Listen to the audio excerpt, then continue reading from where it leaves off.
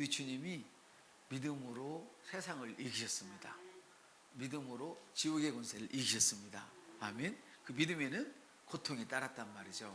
아멘. 그러나 그 고통을 견딘 후에는, 아멘, 견딘 후에는 엄청난 축복이 있었습니다. 모든 이름이 예수님의 그 이름 앞에 무릎을 꿇어야 되고, 또 그 이름을 우리에게 위임해 주셨을 때 우리에게는 예수님과 똑같은 그런 권세가 주어졌으니 고난중간에 우리가 징징 울 일이 아니라 주님 고통 당함으로 제가 행복해졌습니다. 주님이 슬픔을 당함으로 제가 오늘 기뻐합니다. 이렇게 이야기를 해야 될 줄로 믿습니다. 오늘 말씀은 시편 126편입니다. 구약성경 875쪽에 있습니다. 6장의 말씀은 이스라엘 백성들이 바벨론 포로 생활을 끝내고 이제 고향으로 돌아가는 이런 사건이에요. 얼마나 기뻤겠어요? 근데 1절에 보면 그들이 해방될 때에 마치 믿기지 않았던 일들이 일어난 것 마냥 얼마나 가슴 벅찬 꿈을 꾸고 있는지 믿어지지가 않은 거예요. 갑자기 여러분들에게 100억짜리 빌딩을 여러분이 선물로 받았다. 근데 그거를 가난한 사람 누군가가 주었다면 믿겨지지 않겠지만, 뻥인 줄 알겠지만, 4월 1일인 줄 알겠지만, 갑자기 그냥 삼성 회장님이 제가 당신 100억짜리 빌딩을 하나 주고 싶습니다. 그래가지고 주었다면 믿을 수 있겠어요, 없겠어요? 믿겠죠. 그렇죠? 그렇지만 믿어지면서도 와, 너무 좋아서 이게 생시야? 이 꿈이야? 생시야. 이 바벨론 포로에서 이스라엘 백성들이 돌아가기라는 것은 하늘의 별 따는 것보다도 어려운 일이었거든요. 근데 갑자기 자기 고향으로 다 돌아갈 수 있도록 조치를 취해주니까 너무 벅찬 거예요, 가슴이. 영원히 응답되지 않을 것 같은 일이 응답되어 버리니까 가슴 벅찼단 말이죠. 1절의 말씀이 그런 의미고요. 2절의 말씀은 이런 의미예요. 실제로 이스라엘 사람들이 바벨론에서 자유의 몸으로 풀려날 수 있었던 것은 자기들의 힘이 아니라 하나님의 기적이었다는 거예요. 그래서 그 일이 네 힘으로 된 게 아니야. 그게 개천에서 용 났다는 게 네 힘으로 된 게 아니라 너를 위해서 누군가가 밀어준 사람이 있었어. 이렇게. 그래서 이거를 이방인들도 알았다. 그 얘기예요. 2절에 보니까 그 말씀이 있는 거예요. 그때 문나라 가운데서 말하기를, 그 말이 이방인들도 이스라엘 백성들이 바벨론 포로에서 해방된 것이 걔들 힘이 아니라, 걔들의 능력이 아니라 이건 하나님의 힘이었네, 하나님의 능력이었네, 이걸 알았다는 것이죠. 할렐루야. 그래서 크신 하나님의 행하신 일을 찬양하는 거예요. 3절의 말씀은 하나님께서 포로에서 여호와께서 우리를 위하여 큰 일을 행하셨으니 우리는 기쁘다. 하나님께서 포로의 몸에서 자유의 몸으로 돌아갔으니까 얼마나 기쁘냐 이 말이에요. 얼마나 감사하냐 이 말이에요. 아멘. 여러분의 감사에는 능력이 있습니다. 이제 5절 6절의 그 특징을 보면 한번 읽어볼까요? 시작. 눈물을 흘리며 씨를 뿌리는 자는, 울며 씨를 뿌리러 나간 자는 반드시 기쁨으로 그 곡기 땅을 가지고 돌아오리라. 아멘. 그들이 고통을 당하고 있는 동안 가만히 있었던 게 아니라는 거죠. 울며 씨를 뿌렸대요. 가만히 고통을 당할 때 나 잡았어 이렇게 있지 않았다는 그런 의미예요. 5절 6절을 보면 울며 씨를 뿌리는 자는 기쁨으로 거두른다. 내가 울며 씨를 뿌리러 나가면 반드시 곡식단을 안고 돌아온다는 거예요. 할렐루야. 여러분, 고통을 낭비하지 마십시오. 첫 번째는 여러분이 당하고 있는 괴로운 날들을 낭비할 수 있다는 거예요. 이 말은 울며 씨를 뿌리는 자는 기쁨으로 달라앉고 돌아옵니다. 할렐루야. 울며 씨를 뿌릴 왜 울어요? 고통스러우니까 우는 거잖아요. 슬프기 때문에 우는 거잖아요. 근데 여러분이 당하고 있는 고통스러운 날들을 낭비할 수 있다는 거예요. 낭비하지 말라는 거예요. 그 고통스러운 날들을. 농부가 씨앗 한 자루를 들고 나가서 골고루 좋은 땅을 찾아서 뿌려야지, 힘들고 어렵다고 그냥 아무데나 막 길가도 뿌려버리고 가시떨기도 뿌려버리고 돌밭도 뿌려버리면 나중에 먹을 것이 없어요. 또 어떤 사람은 그것조차도 싫어가지고 그냥 한 곳에 쌀에 쏟아버리고 말아. 그러면 이파리가 몇 개나 나오겠어요. 예, 씨 뿌리는 순간부터 수확까지 그야말로 그 사람에게는 그 시간이 낭비예요.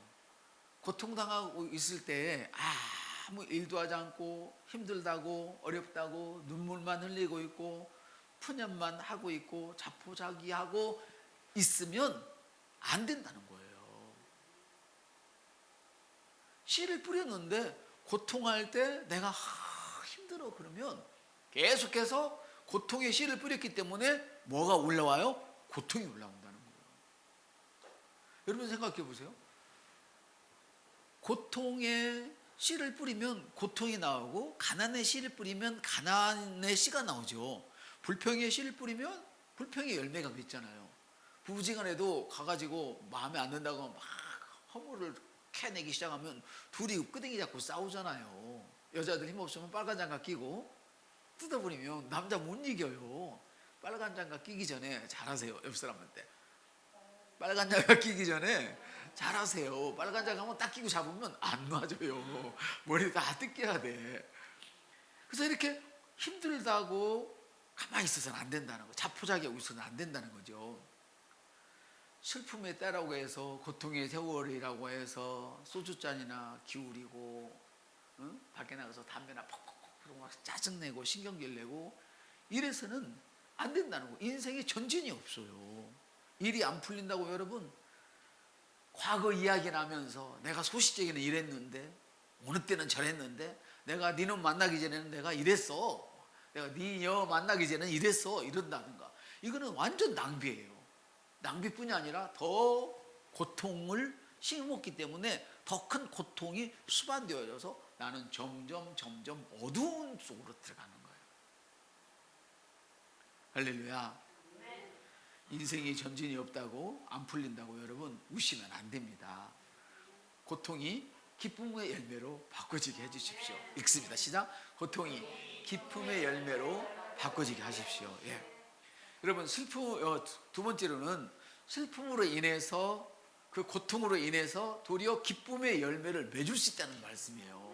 울며 씨를 뿌리는 자 5, 6절 오늘 중심으로 말씀을 드리는데요. 시편 30편 5절에는 이런 말씀이 있어요. 그의 노염은 잠깐이요 그의 은총은 평생이다. 뭔 말 같아요? 하나님이 우리를 훈련하시는 것은 잠깐이란 말이에요. 그렇지만 훈련이 끝난 다음에 주시는 것은 평생 동안 먹을 게 있다는 뜻이에요. 할렐루야. 뿐만이 아니죠. 저녁에는 울음이 깃들지라도 아침에는 기쁨이 오리라. 제가 우리 집에 상추를 몇 포기 심었어요. 상추 심었는데 낮에 보면 안 자라요. 탄소 동화 작용하고 하느라고 일하느라고 안 자라요. 근데 그거는 밤에 어두운 때 밤에 쉬었다가 딱 아침에 일어나면 자라 있어요. 여러분 잘 살펴봐요. 그것이 낮에 자라는지 밤에 자라는지. 여러분 고통 속에서 막 우리가 뭔가 허부적거리면서 뭔가 하고 있을 때는 아무 느낌이 없는 것 같지만 어떻게 해요? 그것이 끝났을 때는 엄청난 역사가 있단 말이에요. 마치 낮에 탄소 도자가 자라고 밤에 채소가 자라는 것처럼 고통의 시간에는 어떻게 보면 더 퇴보할 수 있다고 느껴져요. 제가 그 생각을 했어요. 퇴보하는 것 같은 느낌이 드는 거예요. 제가 이 새로운 피조물의 계시를 받았고 가르치는 사람이고 남보다도 고백을 하는데 왜 하나님이 이런 일이 일어났습니까? 나야 그냥 가면 천국 가니까 억울할 것이 하나도 없지만 아직도 몇 가지가 해야 할 게 있는데 이게 웬일입니까 이게? 이게 퇴보가 웬일입니까? 그랬는데 제가 퇴보하고 있는 것 같았는데 그 시간을 낭비하지 않았더니 하나님이 엄청난 영적인 축복을 주시는 거예요. 그래서 5절 6절에 보면 이들이 얼마나 하나님이 주신 그런 주셔야 할 그런 기쁨을 안고 고통 가운데서도 기도를 했는지 바로 고통이 기쁨의 열매로 바꿔지게 했단 말이에요. 아멘. 슬픔의 시간이 끝날 때 하나님이 저와 여러분들에게 어마어마한 축복을 주실 것입니다. 아멘. 그래서 슬픔 뒤에 기쁨이 따라오는 정도가 아니라 이 슬픔 뒤에는 기쁨 정도가 아니라 기쁨의 열매가 오는 거예요. 아까는 계속 고통스러워하고 불평하고 짜증을 낼 때는 고통의 열매, 짜증의 열매, 저주의 열매가 계속 크게 막 그 기하급수적으로 증가하지만 이 고통의 시간을 잘 사용하는 사람은 기쁨의 열매가 단이 되어 들어온다 이 말이에요. 할렐루야. 얼마나 멋진 거예요. 여러분, 슬픔과 애통의 씨앗을 심는 것이 정기적으로 여러분을 더 행복한 사람으로 만들 수 있는 거예요. 정기적으로라는 말은 뭐냐면 여러분 신앙생활을 잘 돌아보면 사이클이 있는 걸 느끼실 거예요. 사이클이. 그래서 우리가 어떤 사람은 하루에 7번씩 변덕을 부리는 사이클이 있어요. 이걸 칠면조라 그래요. 이 사이클이 점점 좋아지게 되면, 나빠지게 되면 뭐 14번도 변하겠지만, 변덕을 부리겠지만 좋아지게 되면 하루에 7번 변덕 부르는 사람이 한 번만 부려요. 이해되시죠? 그러다가 일주일에 한 번, 한 달에 한 번, 1년에 한 번 하다가 왜? 믿음은 단걸음에 되는 게 아니에요. 변화는 단걸음에 오는 게 아니에요. 영은 단번에 변화가 되는데 이 우리의 혼과 몸과 환경은 단번에 되는 게 아니라 내 영이 하나님 말씀을 받아들이는 만큼만 변화되는, 점진적으로 변화되는, 이걸 성화라 이렇게 이야기를 하거든요. 그래서 예수님을 보면 여러분들이 여러분들 다 그리스도인이기 때문에 예수님을 보면 이 말씀이 사실인 것을 우리가 사실은 알 수 있어요. 고통이 이걸 이기기만 하면 어마어마한 축복이 오는구나, 이거를 알 수가 있는데 한번 합시다. 예수님의 고통이 나의 기쁨이 됩니다. 시작. 예수님의 고통이 나의 기쁨이 됩니다. 자, 이번에는 예수님의 고통이 나의 기쁨이 되었습니다. 시작. 예수님의 고통이 나의 기쁨이 되었습니다. 아멘. 그래서 예수님의 고난과 슬픔과 고통이 저와 여러분의 슬픔과 고통과 저주를 다 가져가 버리고 구원의 기쁨이 된 거예요. 아멘. 그래서 예수님께서 우리의 형벌을 가져가셨을 때에 눈물의 씨앗을 심으신 거예요. 고통의 씨앗을 심으셨던 거예요. 그 씨앗은 궁극적으로 저와 여러분이라고 하는 열매를 맺으셨어요. 아멘. 단으로 맺으셨어요. 12제자를 맺고 70인을 맺고 120인들을 맺고 오늘날 수없이 많은 사람들의 열매를 맺으셨던 것이죠. 할렐루야. 예수님께서 죽으심으로 내가 사는 것을 볼 때에 예수님이 죽으신 것은 이 세상에 기쁨을 주기 위함이었구나. 예수님이 고통스럽게 그 고통을 인내하고 죽으신 것은 바로 나의 축복을 위함이었구나. 이런 사실을 알 때 우리는 슬픔과 고통을 다른 방법으로 다룰 수 있다는 거예요. 예수님이 나를 위해서 해주신 일을 모를 때는 어떻게 돼요? 아프면 아프다고 푸념, 슬프면 슬프다고 푸념, 온갖 짓을 하지만 예수님이 하신 일을 우리가 기억할 때 우리는 그것을 이길 수 있는 거예요. 자, 그래서 읽어보겠습니다. 시작. 예수님이 나를 위해 고통받으심을 생각하면 우리는 더 이상 죄죄 가운으로 고통받지 않습니다. 여러분 주님만 아는 죄가 있잖아요. 우리들이 그럴 때 그것 때문에 막 울고 나는 왜 이렇게 넘어지기를 좋아하는 거야? 왜 이렇게 넘어지기를 해? 그렇게 울 수 있지만 거기서 끝나버리면 안 된다는 거예요. 그때 우리는 뭘 해야 돼? 예수님이 내 죄를 지심으로 내 죄가 깨끗해졌다. 할렐루야. 내가 믿고 나서 지은 죄는 주님께 고백하고 돌아서면 된다. 나를 용서하신 주님 감사합니다. 이렇게 할 수 있다는 거예요. 그래서 죄책감으로 고통받지 않는 거예요. 이게 여러분과 저가 그렇게 얘기했던 의식이에요. 근데 이걸 모르면 슬픔 가운데 있을 때, 고통 가운데 있을 때 하나님이 내게 벌 주시나 보다. 내가 이런 죄를 졌더니 하나님이 나한테 그 죄 때문에 안갚음하시나 보다. 이렇게 해요. 그래서 이런 계시가 없는 성도들이나 목사님들은 어떻게 해요? 새벽기도 빠지면 다리 몽생이 부러져. 다리 몽생이가 부러지면 꼭 새벽기도 빠져서 부러졌다고. 물론 새벽에 기도 나왔으면 새벽에 안 부러졌겠지. 그럼 저녁에 부러진 사람은 어떻게 그럼? 그 교회 저녁 기도 없는데. 이런 것들을 알게 되면 우리는 더 이상 그런 것에 영향을 안 받는다는 뜻이에요. 예수님이 나의 형벌을 이미 다 받으셨으니까요.